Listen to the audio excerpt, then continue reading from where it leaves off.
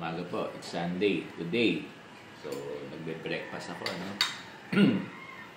Sarap ng luto ng aking mahal na misis. Ayun. So, meron kaming tapang kabayo kasi kahapon, binisita kami nung biyan ko, daddy na Eileen from Navotas. Nagdala ng tapang kabayo. Yan, sarap.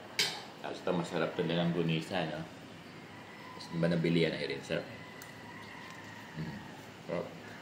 Kape. Sarap masarap ang sinangag pag magal. Sarap. Kain na po. Kain na.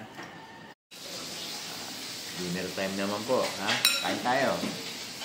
So, ang ulam natin ay tawag dito, abraw, or dinengding sa iba. Pero hindi yung pakbet. Ito naman, tanigi. Tanigi to. Init to. Iba yung mga tanigi malalaki. Pero ito maliit lang. Sarap. Init. Init.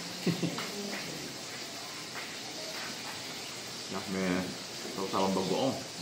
Sarap. Abraw. Makain ba kayo na ito, abraw? Sarap to. Kain na po. Sawsaw ko hindi sa bagoong. So,